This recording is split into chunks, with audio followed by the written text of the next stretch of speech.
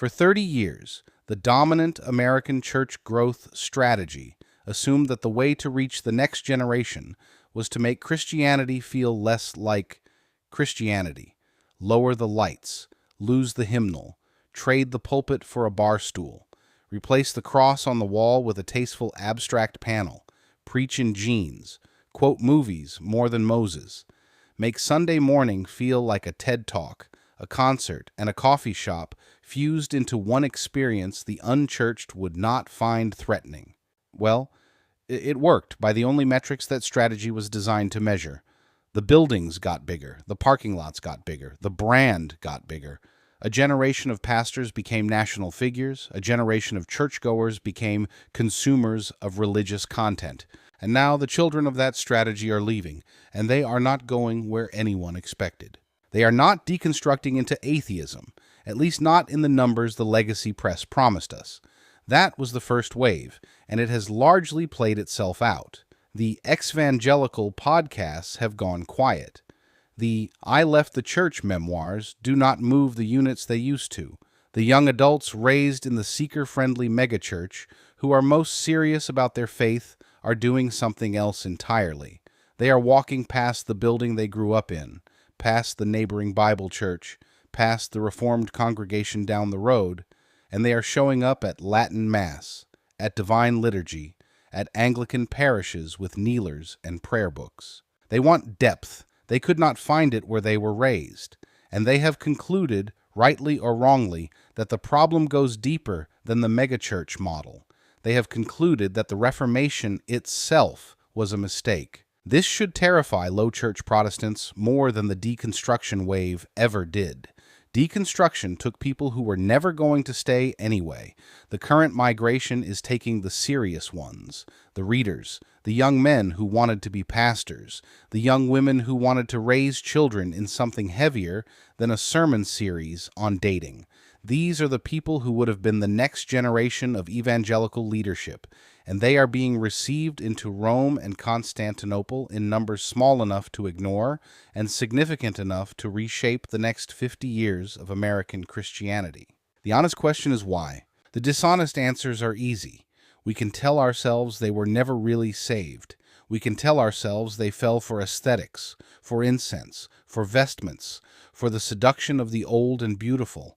We can tell ourselves they were intellectually proud, or emotionally fragile, or looking for an institution to do their thinking for them.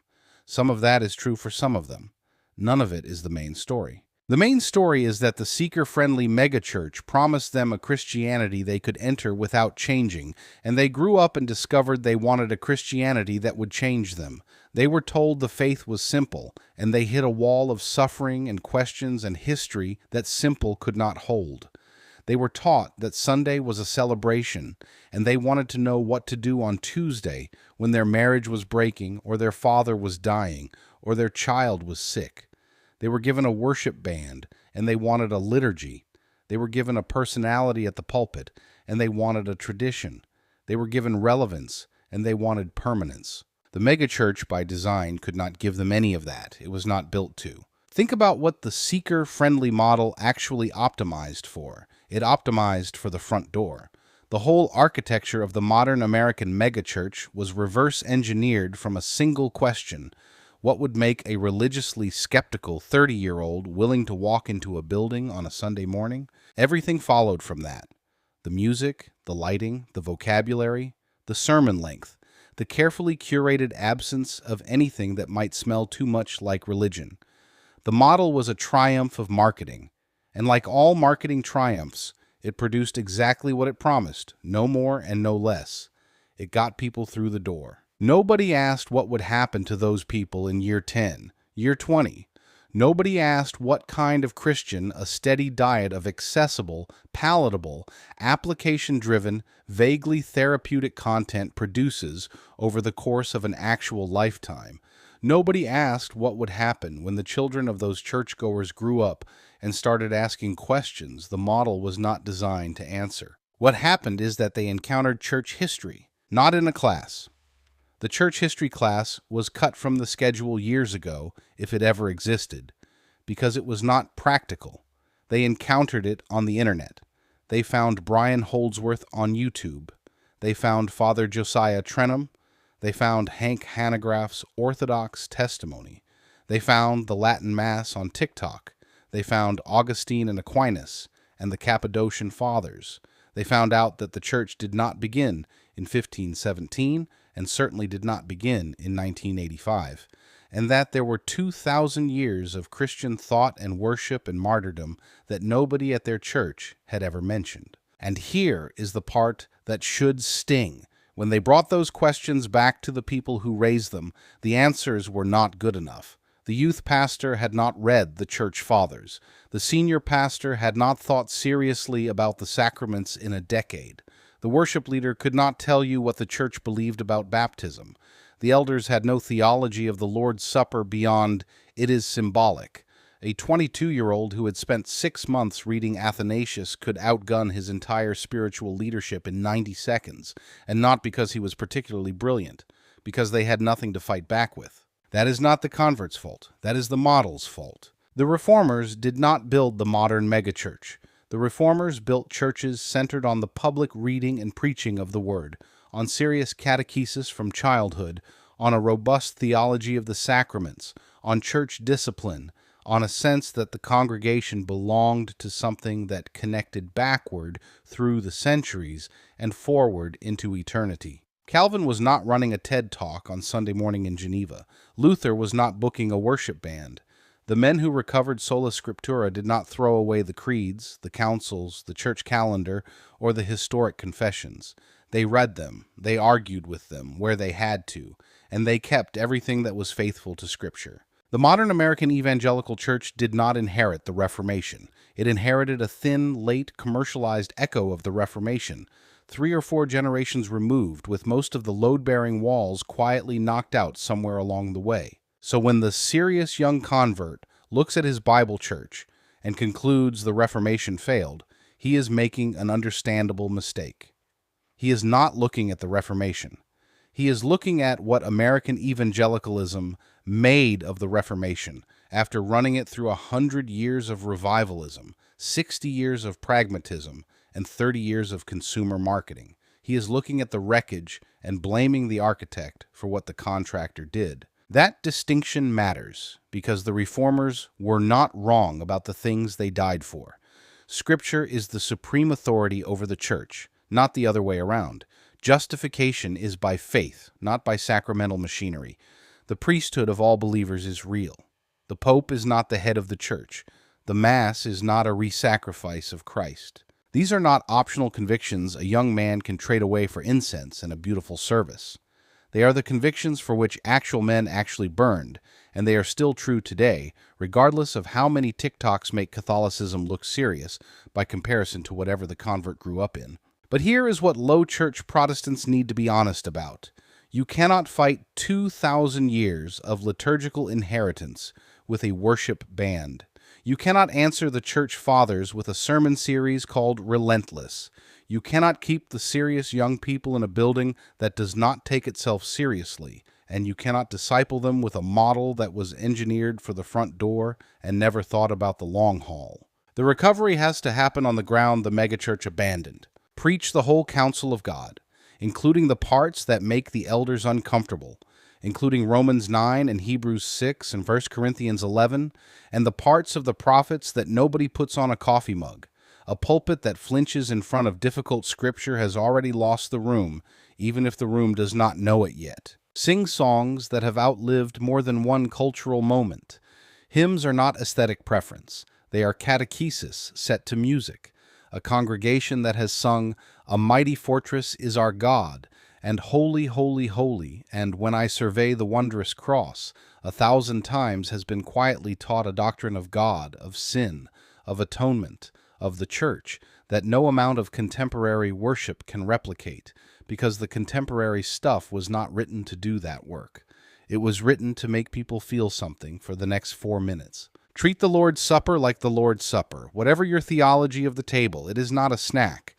Paul said people were sick and dying because of how they handled it. If your church takes communion with the same gravity it takes the offering, you have already conceded ground that did not have to be conceded. Recover catechesis. not a 6-week membership class. Catechesis, the patient, multi-year, generation-spanning work of teaching Christians what Christians have always believed, why they have believed it, where it comes from in Scripture, and how it differs from every counterfeit on offer. The historic Protestant tradition has shelves full of this material gathering dust.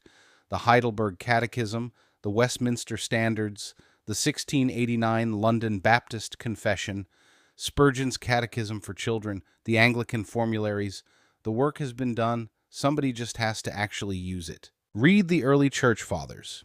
Yes, you. Yes, Protestants. The convert to Orthodoxy is reading them. The convert to Rome is reading them. You are letting them carry the weight of 2,000 years of Christian thought into a conversation you have decided to enter, armed only with whatever your favorite podcast said last week. The fathers belonged to the whole church. They were not Roman Catholics in the modern sense, and they were not Eastern Orthodox in the modern sense.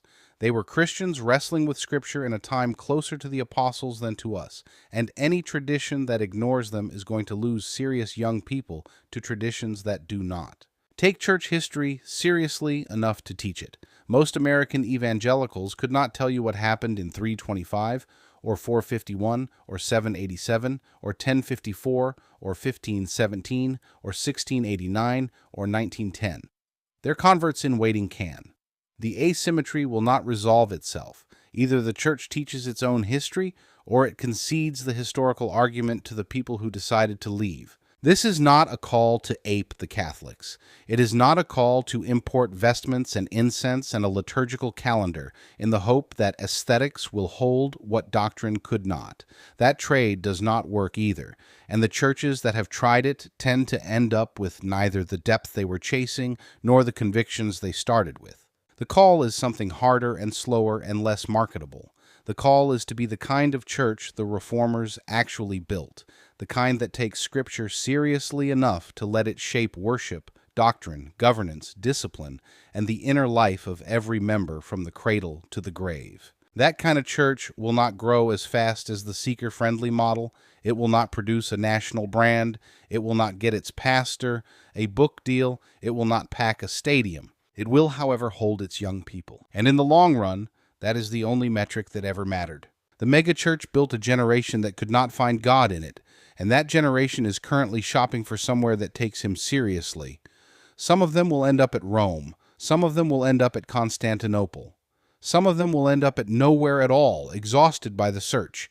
A few of them will end up in faithful Protestant congregations that decided late in the day to stop pretending the last 30 years went well. The remnant of the Reformation in America is going to be smaller than it once was. That is already settled.